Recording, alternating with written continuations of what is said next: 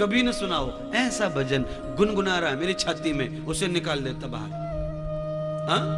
P प्रभु ज्ञान का जल रे मना, पी प्रभु ज्ञान का जल रे मना, सत्संग वाली गली तू चली रे मना, सत्संग वाली गली तू चल रे मना, सत्संग वाली गली तू चल रे मना।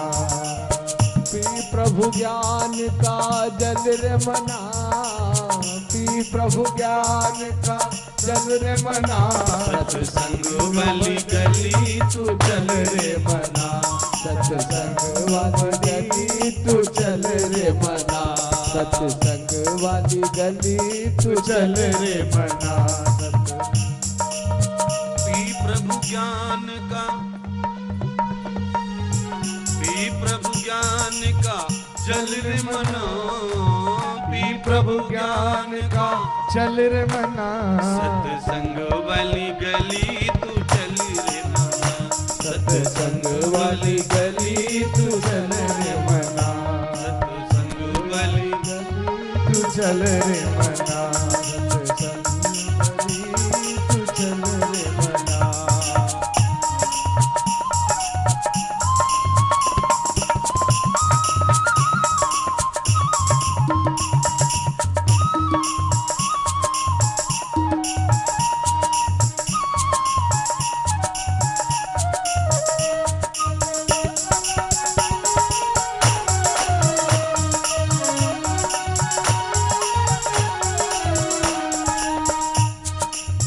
सत्संग में प्रभु ज्ञान मिलत है, सत्संग में प्रभु ज्ञान मिलत है, सत्संग में प्रभु ज्ञान मिलत है, सत्संग में प्रभु ज्ञान मिलत है, ज्ञान मिलत प्रभु ज्ञान मिलत है, ज्ञान मिलत प्रभु ज्ञान मिलत है।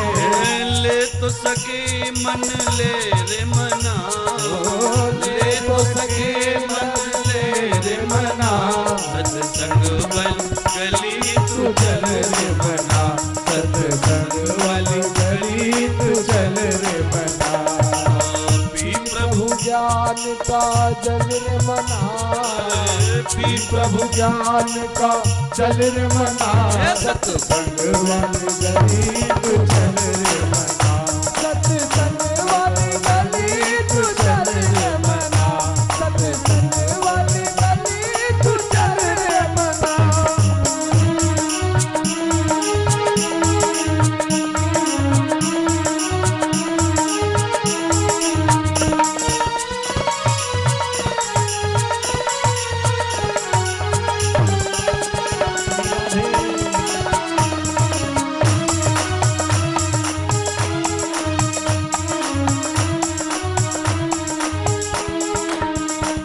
सत्संग में सतगुरु जी मिलेंगे, सत्संग में गुरु जी मिलेंगे, सत्संग में सतगुरु जी मिलेंगे, सत्संग में सतगुरु जी मिलेंगे, तन मन दर्शन ले रे मना, ओ तन मन दर्शन ले रे मना, सत्संग तू चल रे मना, सत्संग वाली गली तू चल रे मना, सत्संग वाली गली तू चल रे मना।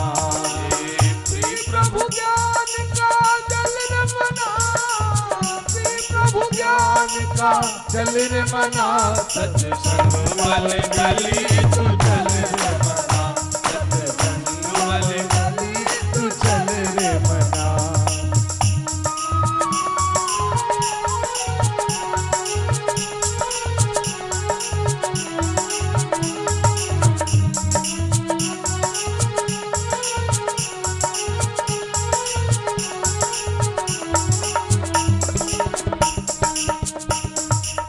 सत्संग में मेरा विवेक खुलत है।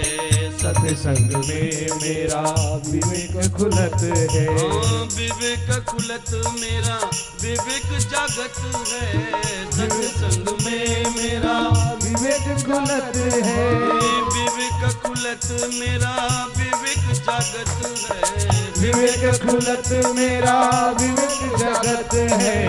जाकर जान ले राम मना, जाकर जान ले राम मना। सत्संग वाली गली तू चल रे मना, सत्संग वाली गली तू चल रे मना। पी प्रभु ज्ञान का जल रे मना, पी प्रभु ज्ञान का जल रे मना। सत्संग वाली गली तू चल रे मना, सत्संग वाली गली तू चल रे मना, सत्संग वाली गली तू चल रे मना, सत्संग वाली गली तू चल रे मना, सत्संग वाली गली तू चल रे मना, सत्संग वाली गली तू चल रे मना। बिन सत्संग विवेक न होई, राम कृपा बिन सुलभ न सोई।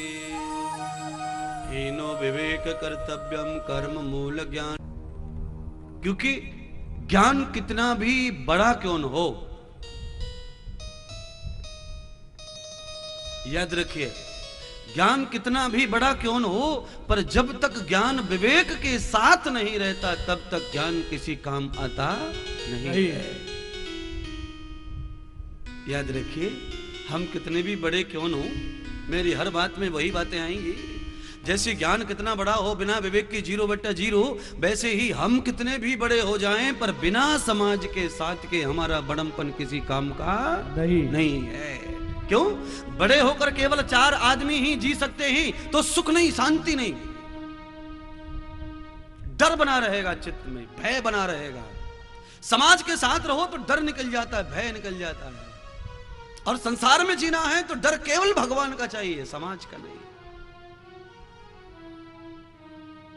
भगवान से डरने की अभ्यास कर लिया, परमात्मा से, जन्म देने वाले से, फल देने वाले से अगर डरने की आदत पड़ गई तो संसार में तो निर्भय होकर बिना डर के जीते हुए सफलताओं को प्राप्त करते हुए आगे बढ़ जाएंगे।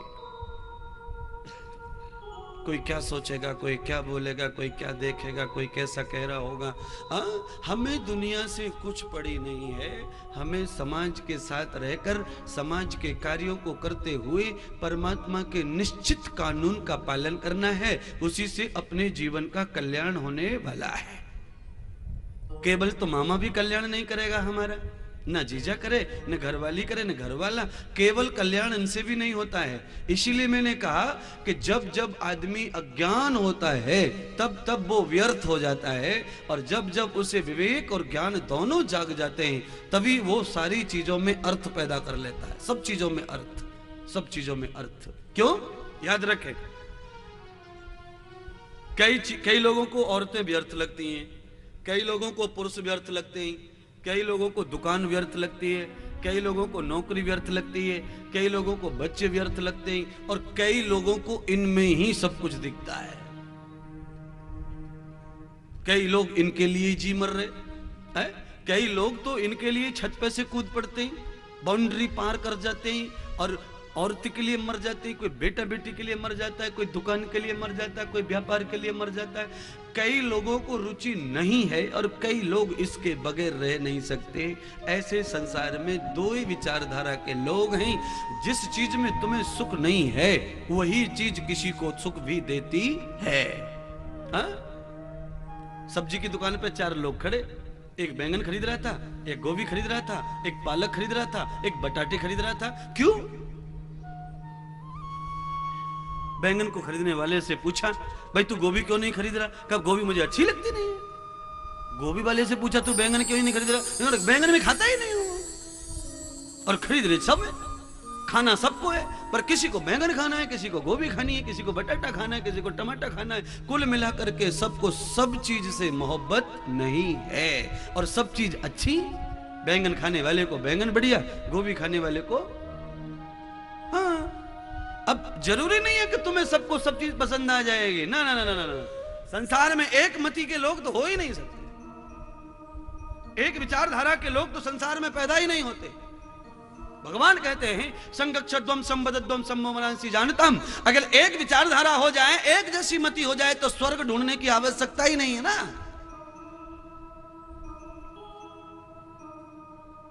सारे लोग जब एक विचार के हो जाएं तो स्वर्ग ढूंढने की जरूरत नहीं, स्वर्ग में जाने की जरूरत नहीं, और स्वर्ग की याचना भी करने की जरूरत नहीं। स्वर्ग अपने आप ही प्रकट हो जाता है। सम विचार गते द्वया स्वर्गाणाम, समान विचार हो जाए, स्वर्ग ही स्वर्ग है, घर में स्वर्ग है, अंदर स्वर्ग है, बाहर स्वर्ग है। कहाँ स्वर्ग है? हमारे अंदर स्वर्ग है, आपके अंदर स्वर्ग है, आपके अंदर स्वर्ग है, सबके अंदर स्वर्ग है, सबके अंदर दुख और सुख है। सुख दुख का नाम ही नरक और स्वर्ग है, हमारे अंदर ही वो व्यापक है। न हमें तो रोड पे सुख मिलता है, न रोड पे हमें दुख मिलता है। ये सारी चीजें हमारे अंदर से प्रकट होती हैं। चलते चलते गिर जाएं तो घुटने को चोट लगती है, उसमें से रक्त निकलता है, उसमें से मांस निकलता है, उसमें से चमड़ी निकलती है, बस उसका कारण ही दुख है। घुटने को लेकर डॉक्टर के पास जाना पड़ता है, क्योंकि अंदर का जो था वो निकल गया, इसीलिए दुख आ गया। अब टांके लगाओ डॉक्टर साहब, अंदर की चीज को पैक कर दो, फिर पैक कर दो, फिर सिल दो। फिर टांके लगा के वो सिलता है, अंदर का अंदर पैक कर देता है, 15 दिन में फिर अच्छा हो जाता है। क्या करेंगे बताइए? यंद्रम नगते दर्शनम।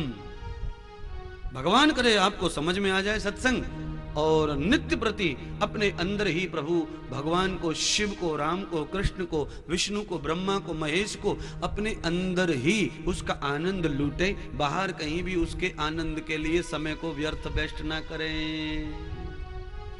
कब करेंगे अंदर? बाहर वालों से फुर्सत होगी तब तो अंदर वाले को जगाएंगे ना। अंदर का राम सोया और बाहर के राम को जगा रहे। पीतल की घंटी बजाते जाग जाओ। पत्थर का राम जागेगा कैसे? सोता ही नहीं तो जागेगा कब? वो सोया ही नहीं तो जागा क्यों? सोने जागने का काम तुम्हारा है, इसीलिए तुम्हारे अंदर प्राणदाता परमात्मा बैठा हुआ है, जन्म देने वाला बैठा हुआ है। जो तुम्हारे अंदर बैठा हुआ है उसको ही सुलाओ, उसको ही जगाओ, उसको ही खिलाओ, उसको ही पिलाओ। सुनिए, पत्थर की मूर्ति, पीतल की मूर्ति, सोने की मूर्ति घंटी से कैसे जग जाएगी? अपने घर की दीवाल के पास में बजाते रहो, अगर तुम्हारी दीवाल जाग गई तो वो भी जाग जाएगा, वो भी तो पत्थर का है, दीवाल भी पत्थर की है। अंतर क्या है दोनों में बताओ? अंतर है क्या? नाक नहीं है दीवाल को, मूर्ति को नाक होती है। कान नहीं है दीवाल को, उसको कान होते हैं। पर समाज में क्या कहते हैं लोग? सुनो, कितनी भी घुसुर फुसुर कर लो तो भी डाउट रहता, तो भी कहते भैया धीरे बोल, दीवालों के भी कान हो गए आजकल। हाँ, तो आजकल तो दीवालों के भी कान हो गए महाराज। तो फिर अब क्या करेंगे? आप जाएंगे किधर? इसीलिए जितना हो सके उतना निश्चय रूप से शिव महापुराण की कथा का महत्व मैं आपको सुना देता हूँ। उसके सही परिणाम क्या हैं? क्योंकि हमारे जो खर्चा करने वाले लोग हैं उनको इस बात का इंतजार होगा कि महाराज शिव कथा सुनाएंगे, इससे हमें लाभ क्या होगा। हम लाखों रुपए व्यय कर रहे, खर्चा कर रहे हैं, मेहनत कर रहे हैं, सजा रहे, धजा रहे हैं, भूखे प्यासे रह के तैयारियां कर रहे हैं, इससे लाभ क्या है? तो अब मैं आपको शिव महापुराण कथा का लाभ बताना चाहूंगा। बोलिए शंकर भगवान की जय हो। नमः शंभवाय च मयो भवाय च नमः शिवाय च शिवतराय च। भगवान शिव जी की कथा श्रवण करने से जो लाभ मिलता है वो मैं आपको दिखाना चाहता हूं। अब सुनिए, जीवन में जब कोई अपराध हो जाए, जीवन में जब कोई पाप हो जाए, जीवन में अगर अहित हो गया, जीवन में अगर बेईमानी हो गई, जीवन में अगर छल हो गया, कपट हो गया, जब जीवन में बुरे कर्मों का फल भोगने का समय आता है, अगर फल भोगने से भी बचना चाहोगे, अगर आप चाहते हैं कि पाप करके भी पाप का फल न मिले, उसके लिए हमें शिव जी की संगति करनी चाहिए। फल मिलेगा पर उसका दर्द नहीं आएगा।